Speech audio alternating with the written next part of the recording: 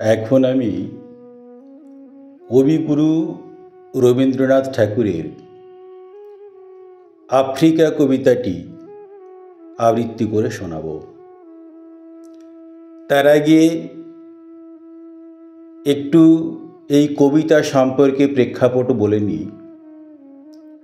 1935 খ্রিস্টাব্দে Benito Mussolini ইতালির, তিনি আফ্রিকার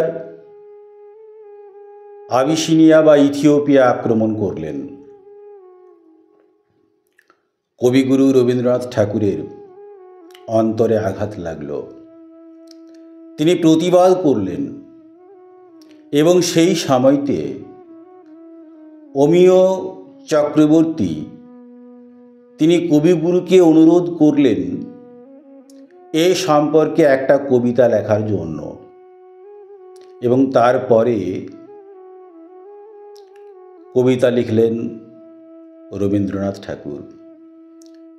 প্রথমে রামানন্দ চট্টোপাধ্যায়ের প্রবাসী পত্রিকাতে এটি প্রকাশিত হল।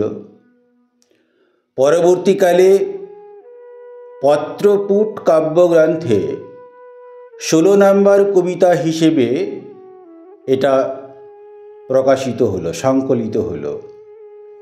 তখনও পর্যন্ত কবিতাটির নাম আফ্রিকা দেওয়া হয়নি।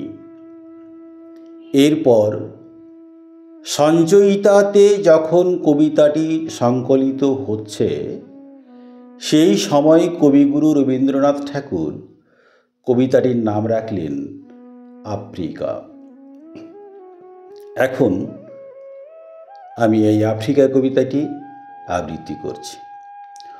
উদ্ভ্রান্ত সেই আদিম যুগে স্রষ্টা যখন নিজের প্রতি অসন্তোষে নতুন সৃষ্টিকে বারবার করছিলেন বিধ্বস্ত, তাঁর সেই অধৈর্যে ঘন ঘন মাথা নাড়ার দিনে রুদ্র সমুদ্রের বাহু প্রাচী ধরিত্রীর বুকের থেকে ছিনিয়ে নিয়ে গেল তোমাকে আফ্রিকা।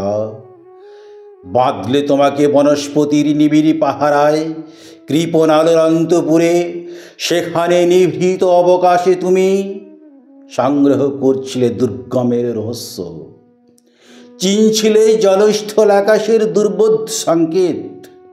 প্রকৃতির দৃষ্টি অতীত জাদু মন্ত্র জাগাচ্ছিল তোমার চেতনাতীত মনে। বিদ্রুপ করছিলে ভীষণকে বিরূপের ছদ্মবেশে, শঙ্কাকে চাচ্ছিলে হার মানাতে। আপনাকে উগ্র করে বিভীষিকার প্রচণ্ড মহিমায় তাণ্ডবের দুন্দুহীনী নাদে। হায় ছায়াবৃতা কালো ঘোমটার নিচে অপরিচিত ছিল তোমার মানব রূপ। উপেক্ষার আবিল দৃষ্টিতে এলোরা লোহার হাত কড়িয়ে নিয়ে নখজাদের তীক্ষ্ণ তোমার নেকড়ের চেয়ে এলো মানুষ ধরার দল, গর্বে যারা অন্ধ তোমার সূর্যহারা অরণ্যের চেয়ে। সভ্যের বর্বর লোভ নগ্ন করল আপন নির্লজ্জ মানুষতা।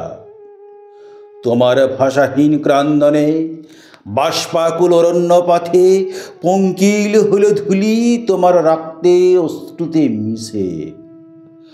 দস্যু পায়ের কাঁটা মারা জুতোর তলায় বিভৎস কাদার পিণ্ড চিরচিহ্ন দিয়ে গেল তোমার অপমানিত ইতিহাসে। সমুদ্র পারে সেই মুহূর্তে তাদের পাড়ায় পাড়ায় বাজছিল পূজার ঘণ্টা। সকালে সন্ধ্যায় দয়াময় দেবতার নামে শিশুরা খেলছিল মায়ের কোলে। কবির সঙ্গীতে বেজে উঠছিল সুন্দরের আরাধনা।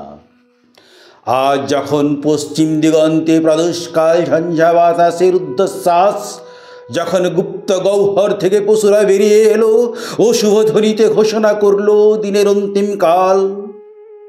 এসো যুগান্তের কবি, আসন্ন সন্ধ্যার শেষ রশ্মিপাতে দাঁড়াও ওই মানহারা মানবীর দ্বারে। বলো ক্ষমা করো, হিংস্র প্রলাপের মধ্যে সেই হোক তোমার সভ্যতার শেষ পুণ্যবাণী।